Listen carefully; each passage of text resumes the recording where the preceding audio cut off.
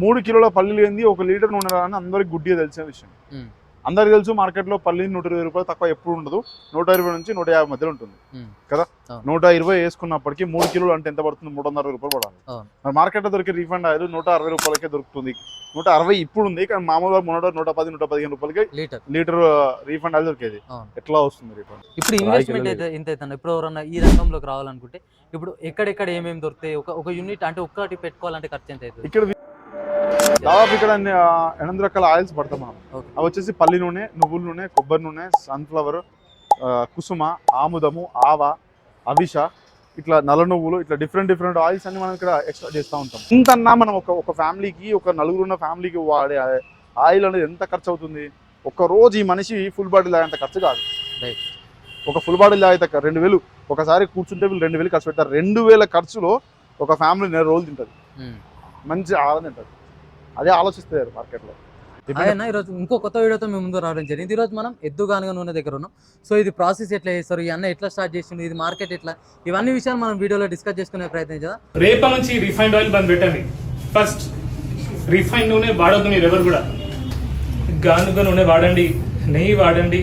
ఆ డాక్టర్ ఏం చెప్తుందంటే రిఫైండ్ ఆయిల్ ఏదైతే ఉందో అవి వాడడం ఆపేసి ఎప్పుడైతే ఈ గానుగ నూనె మనం స్టార్ట్ చేస్తామో, ఈ ఆయిల్ వాడడం మనం స్టార్ట్ చేస్తామో అప్పుడే మన హెల్త్ బాగుంటుందని చెప్తారు.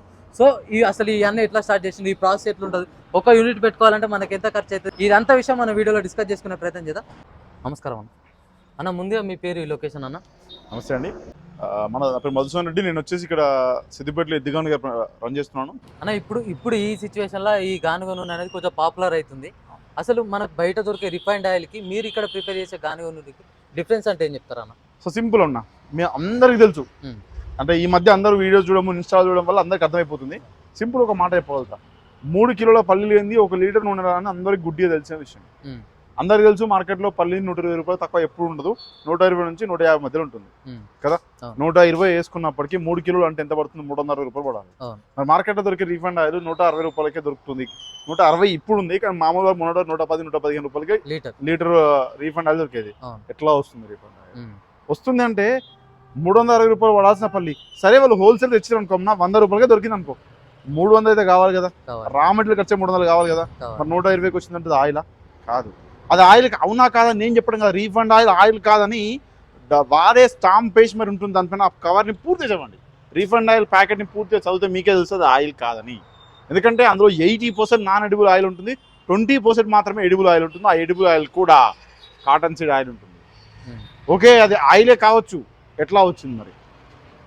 ఒకటి మనందరూ తెలిసే విషయం ఏంటంటే డి విటమిన్ ఎండలో తప్ప ఇంకా దేని ద్వారా రాదు. ఏదో గడ్డు కాలంలో ట్యాబ్లెట్ వేసుకుంటే అదేంటి టెంపరీగా వచ్చేది మాత్రమే.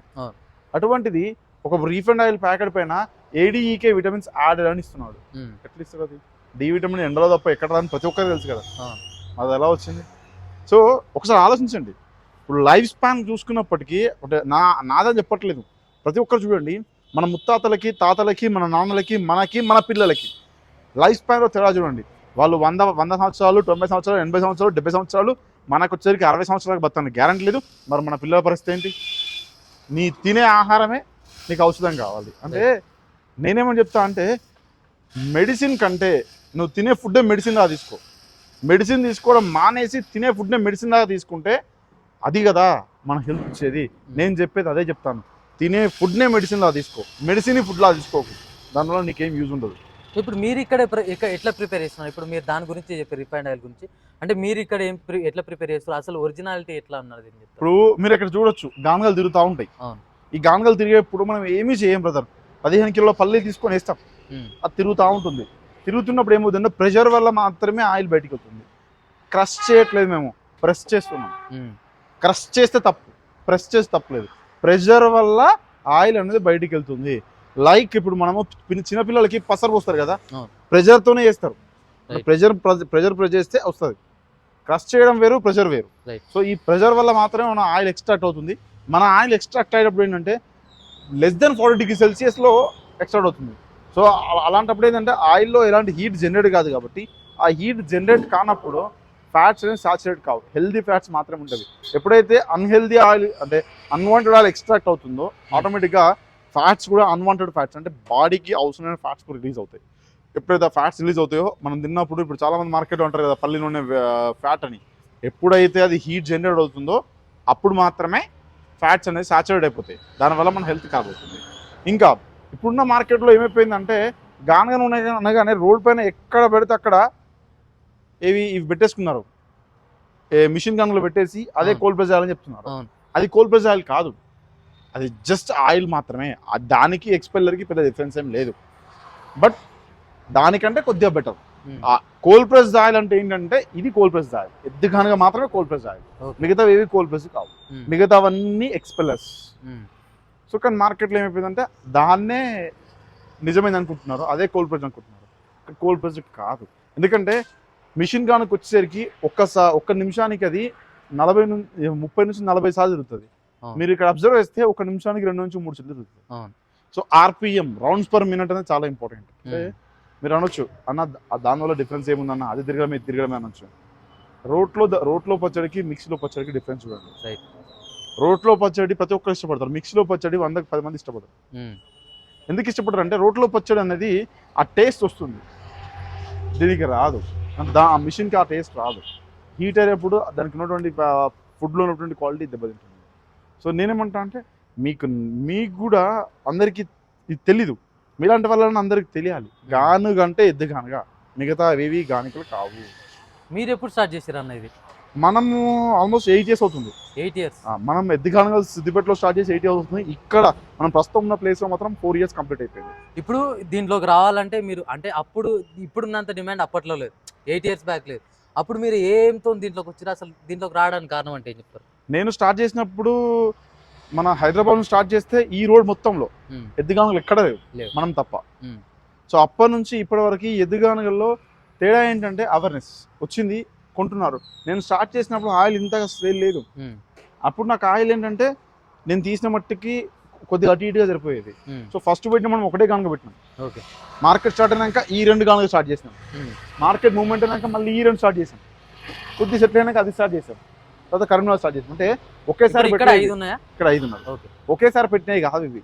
రోజు మనకు కావాల్సిన క్వాంటిటీ పెరిగినా కొద్ది, అంటే మనకి ఎప్పుడైతే ఇక్కడ డిమాండ్ పెరిగిందో ఆ డిమాండ్ బట్టి మనం క్వాలిటీ అండ్ క్వాంటిటీ పెంచుకుంటాం. మీరు అంటే పర్చేజ్ చేయడం అంటే ఒక్కొక్కటి ఎక్కడ దొరికినాయి, మీకు ఎంత కాస్ట్ పడ్డాయి? సో మనము ఇవన్నీ కూడా తిరుపతి దగ్గర తవనంపల్లి అనే విలేజ్ లో కోదండాచార్య అని చెప్పేసి ఉంటాడు. వాళ్ళ ముత్తాతల నుంచి వాళ్ళ పని ఇదే అనమాట, గానుగలు తయారు చేయడమే. సో వాళ్ళ దగ్గర నుంచి మనం గానుగలు తీసుకున్న గానుగలు అన్ని గానుగలు అక్కడ తీసుకున్నాం. ఒకటి మాత్రం వేరే దగ్గర తీసుకున్నాం కానీ అది ఫెయిల్ అయిపోయింది, అది పడేసాం పక్కకి. ఇంకా మళ్ళీ అంటే ఆ పర్సన్ పర్ఫెక్ట్ లేకపోవడం వల్ల తీసేసి మనం మళ్ళీ వాళ్ళదే ఇన్స్టాల్ చేసుకుని వాళ్ళదే వాడుతున్నాం ప్రస్తుతానికి. ఇప్పుడు దీంట్లోనే మన గ్రానైట్ లా కూడా చేస్తారు, ఇంకా డిఫరెంట్ ఉంటాయి కదా, అంటే ఎన్ని డిఫరెంట్లు ఉంటాయి, ఏది బెస్ట్ అంటే ఏం చెప్తారు? అందులో ఇది వచ్చేసి రాయి గానుగ ఉంటుంది, కట్టె గానుగ ఉంటుంది. మనకి పూర్తిగా కట్టె గానుగలు.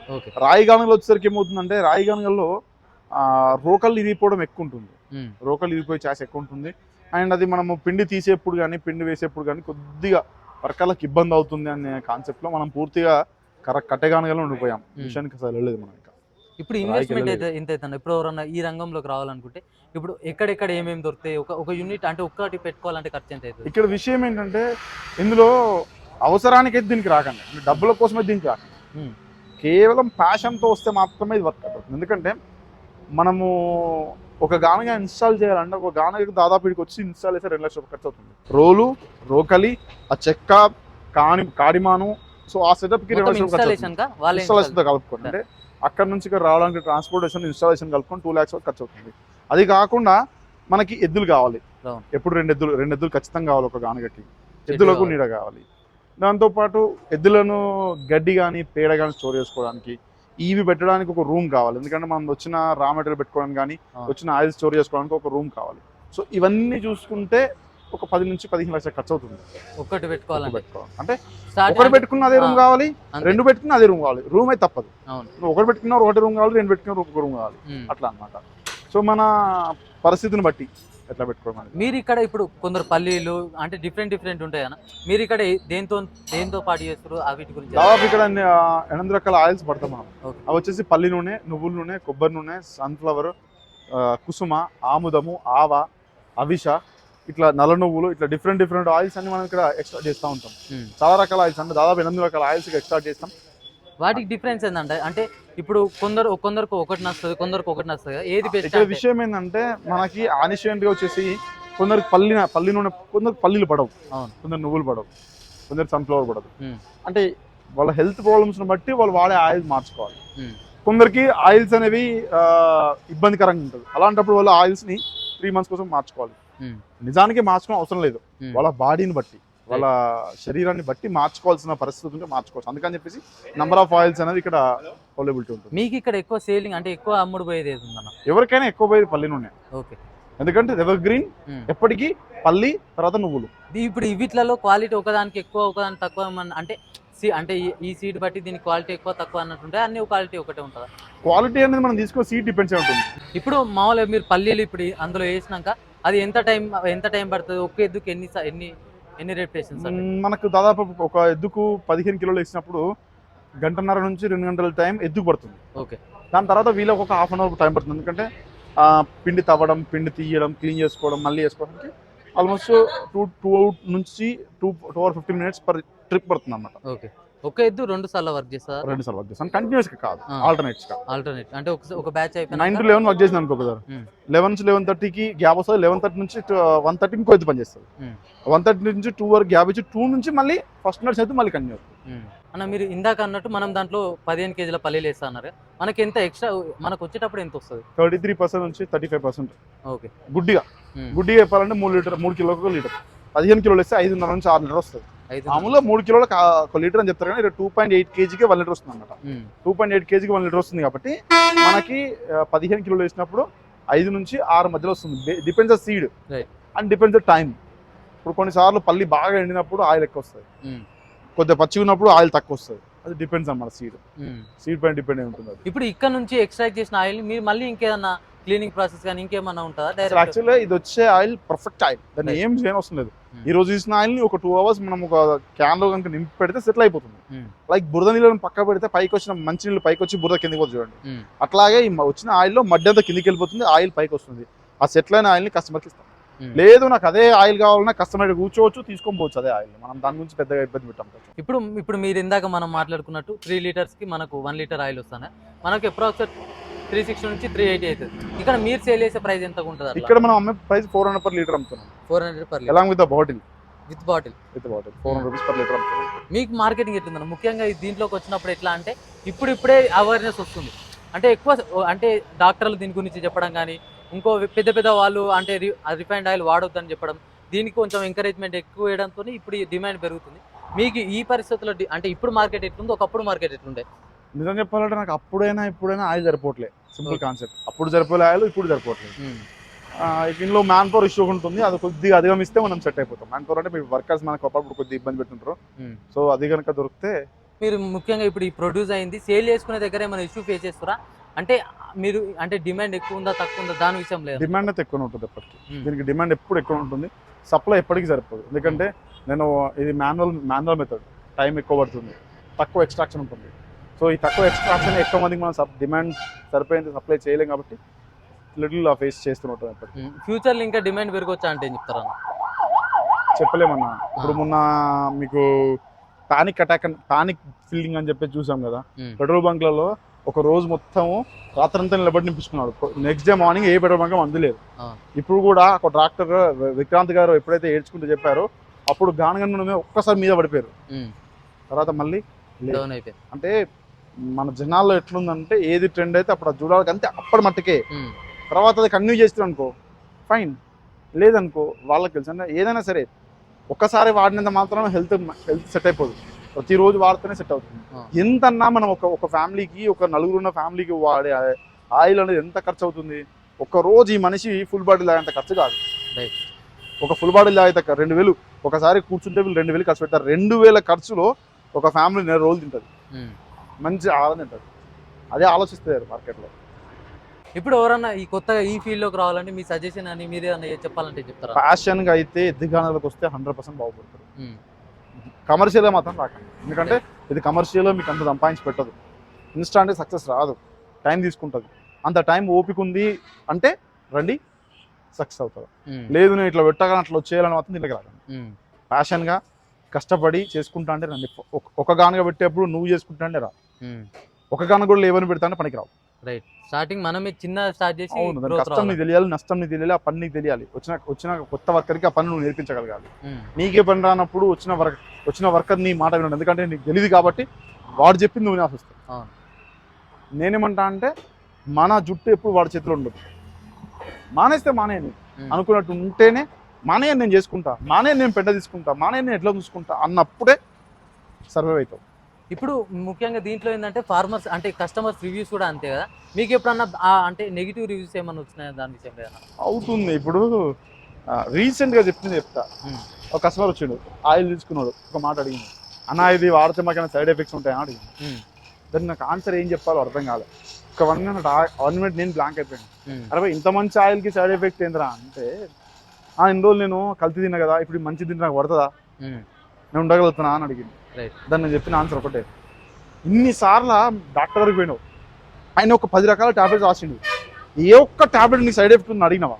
ఉమ్, ఏ ఒక్క యాంటీబయాటిక్ టాబ్లెట్ అని సైడ్ ఎఫెక్ట్ ఉందని అడిగినావా? అది అడుగు ఫస్ట్.